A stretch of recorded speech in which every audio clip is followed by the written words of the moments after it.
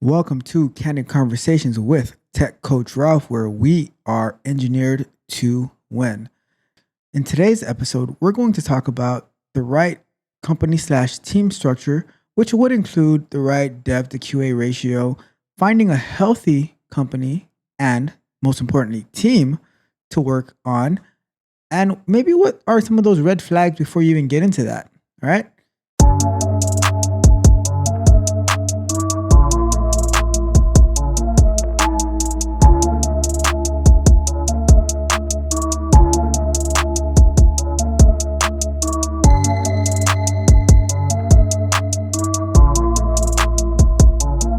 What would the right company or team structure look like? The reason I keep saying team is because when you're working at a company nowadays, they have reduced the size of the company so much to the size of the team that you're working on. So, for instance, I work at a very large company, but I ideally work with a certain amount of people. So a lot of times we'll think that, oh, like I don't want to work for such a big company. It's so massive, it's so big. But at the end of the day, you work within your team, and that's it. You might talk to about 20 people on a like not even 20 people on a regular basis, right? I'd say you talk to like 20 people on a maybe biweekly to monthly basis, but on a day-to-day basis, you're probably talking to 5 to 10 people, right? So the company itself for the structure isn't as critical as the team that you work on, as the managers that you work with. So let's talk about the structure, right? In most tech jobs nowadays, you're going to be working in an agile environment, either working with Scrum or working with Kanban. I would say for today's day and age, a good structure is finding yourself in an agile environment. What is the agile environment? So agile is one of the software development life cycles. The other most popular ones would be the waterfall model and the V model. Waterfall is everything trickles down. So like the development time for both the waterfall and the V model, they take a long time. I've spoken about it in other videos, so we're not going to get all the way back into that. But in the agile process, it's faster to get products out to market. And that's why I say that is an ideal structure to work in. Things are a lot faster. The testing cycle is a lot faster. You work in something called sprints, where most sprints are about 2 weeks, but you like being on the team, you get to define how long you want your sprints to be. I don't like they shouldn't go no longer than a month, right? But it can be as short as a week. But whatever the case may be, you'd want to find yourself working in an agile environment because that is the way that software development is evolving. It's not that V model or that waterfall model that I mentioned a little bit earlier. And it's the reason that it's so important is because you don't want to spend all this time building a software and then 2 years later when you release it, it's outdated, nobody wants it. You want to be getting feedback constantly from the stakeholders, from the clients, everything like that. And you want to be able to release on a regular basis and see how the product is working, see what's not working, see what bugs there are, and then fix them immediately. It breaks down the project into very small bite-sized pieces, right? Those, if you watch the recent video, those would be user stories, right? And you build a user story and you release it, and it's implemented. It's a functional feature that can get feedback on, and you know right away how things are working. So to me, that is the ideal structure that should be working from a software development um, implementation. Like how you build the software, you would want to use the agile method, Scrum or Kanban. Kanban is a little bit different than Scrum, but there's no like set sprints, but there's tasks that you have in progress, that tasks that you have to do, and then tasks that are done, and you move it along the board. And it's a little different structure because it just depends on the type of team that you're working on. But Kanban works great, Scrum works great, but you want to stay away from the V model or the waterfall because to me that's going backwards. Some companies might still have to use it because of the type of product that they build, but I would say if you can avoid those companies because they're to me they're going to hold you back more than they're going to advance you in your career. Because if most companies are working in an agile environment and you go find a job working in a waterfall environment, you're holding yourself back because now you're not getting that practical experience that you need in what is the most common methodology. You're not getting the experience that you need in the most common methodologies, right? So you have to take that into consideration. So when when you're on an interview and they ask you, "Oh, do you have any questions for us?" Yes, you do. If they haven't made it explicitly clear during the interview, you ask, "Oh, what model?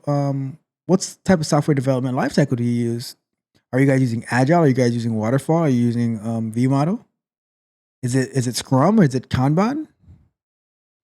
You need to know like these are questions that you would ask these are questions that you would ask in an interview, right?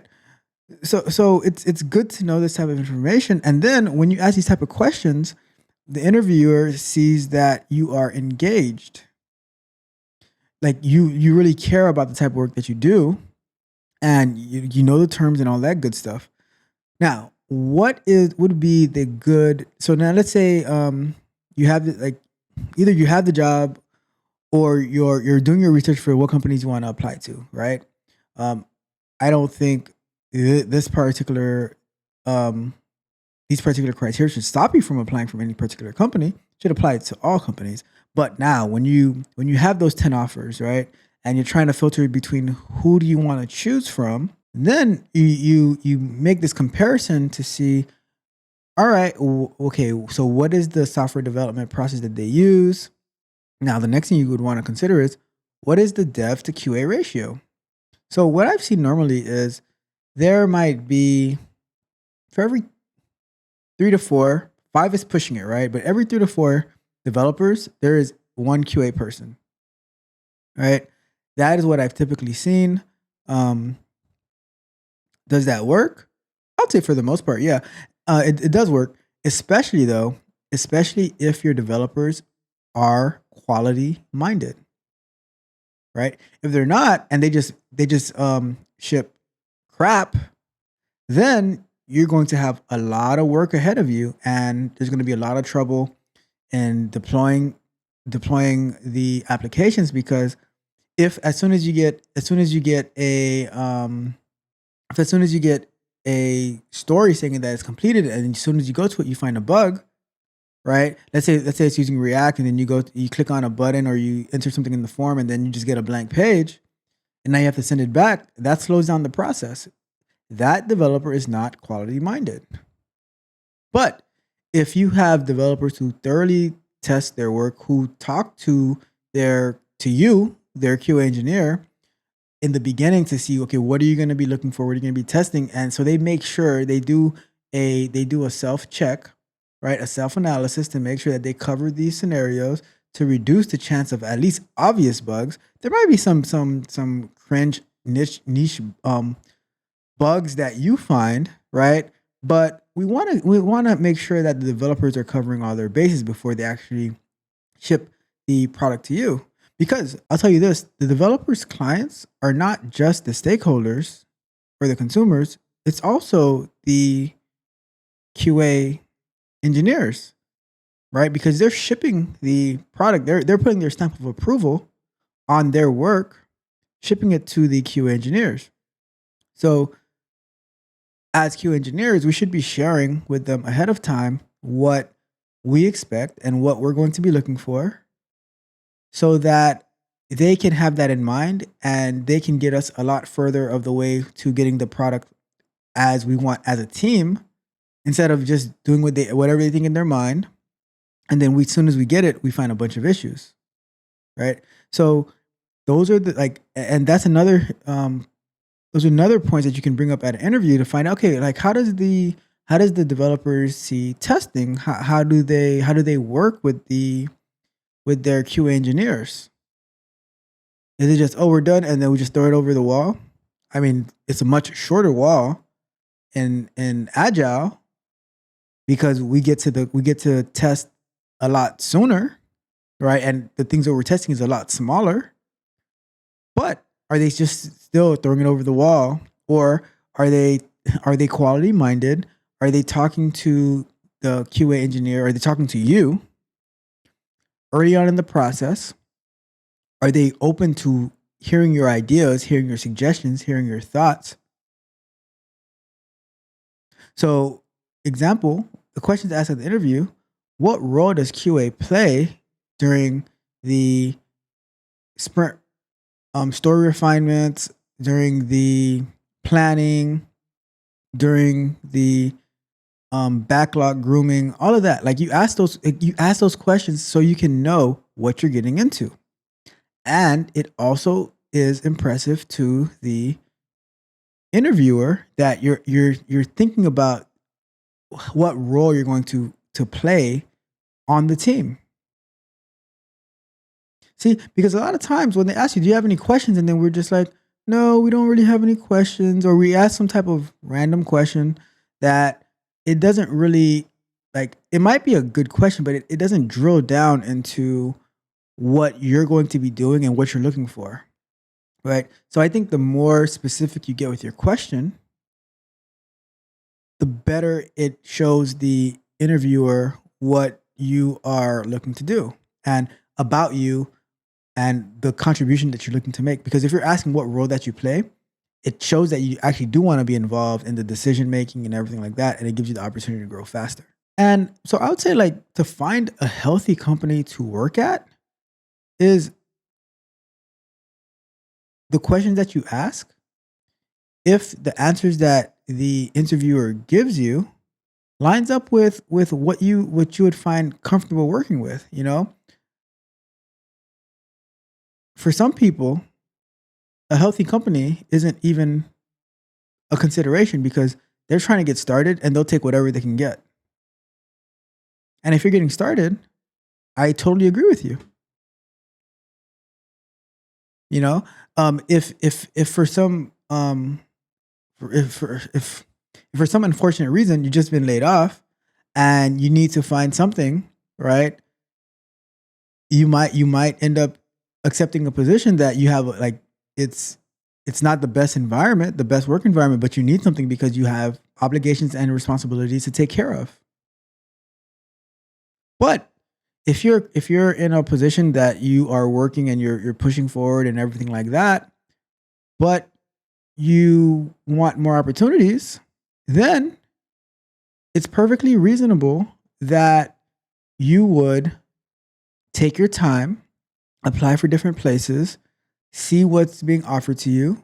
You know, and to me that's the best way to do it. When you can be comfortable taking your time and looking for the best situation, the best scenario that fits your life, right? So that's the way that I would say you would navigate that process. You know, when you're trying to get into it, you're hungry. When you're hungry, a lot of times you're willing to eat anything. But at the same time, when you do that, use that as an opportunity for you to gather all the information that you get. You should be very, very hungry, you know, to gather all that information so you can propel yourself to the next level. Don't try to be a marathon to get to the next level. Just get all that information, do as much as you can, and document it as well. So you can be able to push yourself further, whether it's within that company or it's not. You know, give yourself options.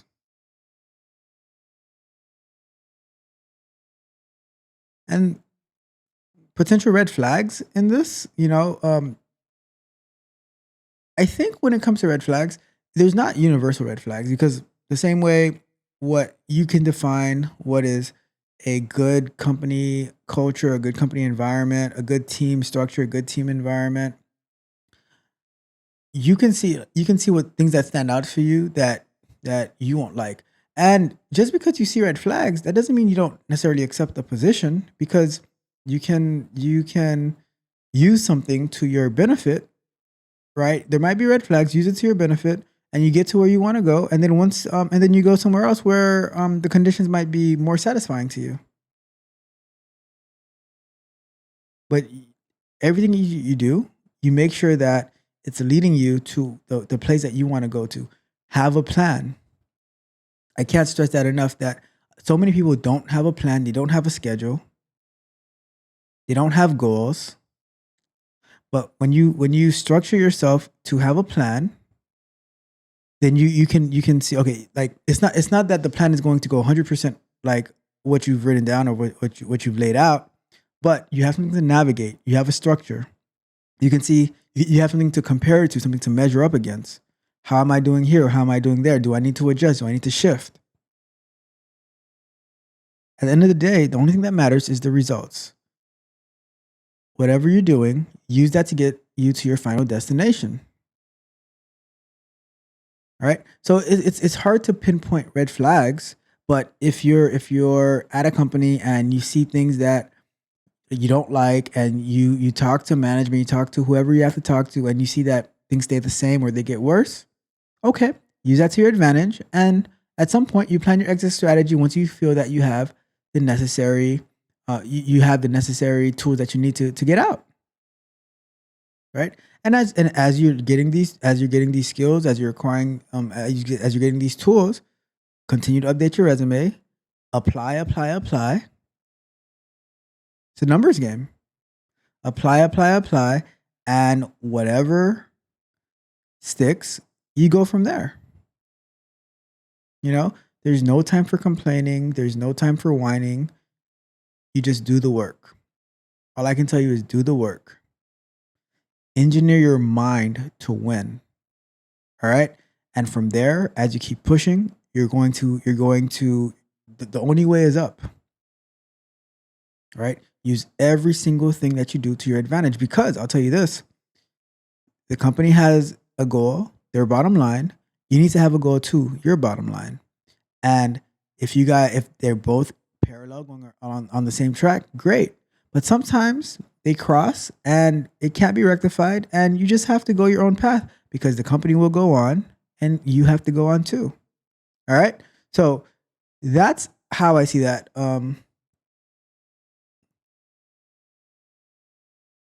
Yeah. So that's the structure. That's the setup. That's that dev to QA ratio, and how I would analyze working for a healthy company. Some red flag that you could look for, but at the end of the day, it's really up to what you're looking for and what they're offering. Simple as that. It's very simple. On that note, my friends, Tech Coach Ralph is out. Do I have the skills to find the company who is offering what I'm looking for, or do I have to compromise? Simple as that. If you enjoyed the fascinating information shared in this video and you want more, be sure to hit the subscribe button to Tech Coach Ralph to be notified for new videos.